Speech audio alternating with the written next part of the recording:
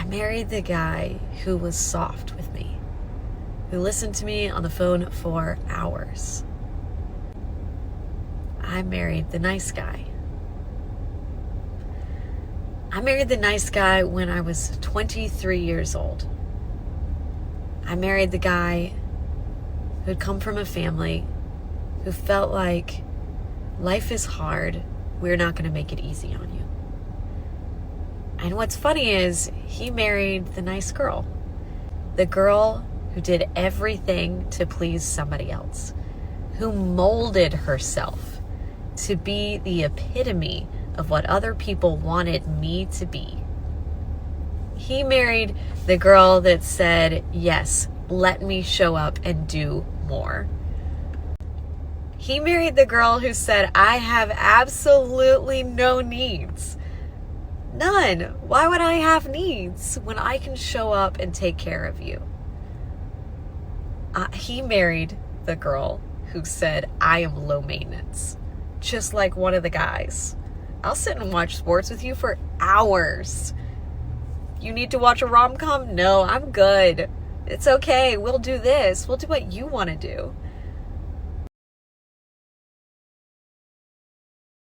20 years later, after realization after realization, after year, realizing this isn't what I signed up for.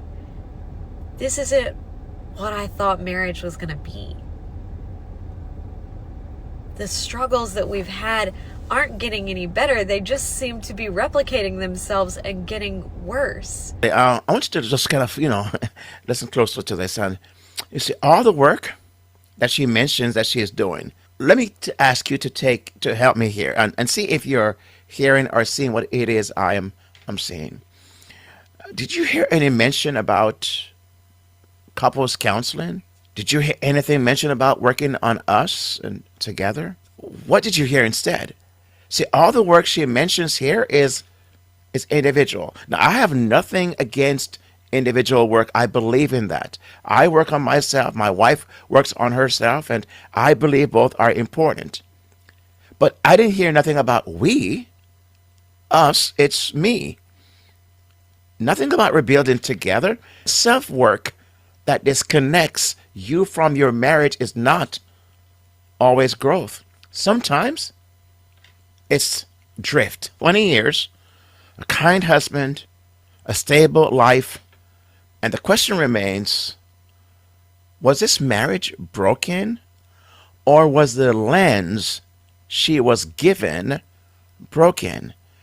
In her personal development, where did she go to get that?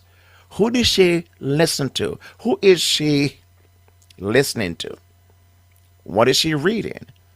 See, these are things that are very important, because if you listen to the wrong voices, you're going to have a wrong interpretation of your own situation.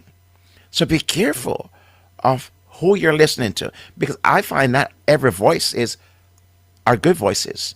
No, they're not. Because if they are the progressive type and the feminist type and the side of who's anti-marriage, anti-God, anti-Christ, you're not going to get the good advice. And I'm just saying that up front, because when gratitude fades and expectations quietly rise, even good marriages start to feel small. Now, have you been watching and listening to this and thinking, I don't want to wake up one day realizing I missed what I had? Well, there are ways to at least minimize or avoid that. And this is what I want to suggest. I've created for you a free guide. It's called 7 Simple Conversations to Rebuild Closeness. 7 Simple Conversations to Rebuild Closeness. And if you're interested in that, you can get that at buildyourhappiermarriage.com/closeness.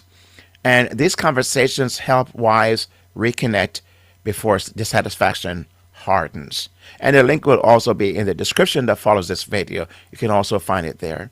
God bless you. Watch this other video that comes up on the screen right here. And I'll see you on the next one because you've subscribed to the channel. God bless. I'll see you then.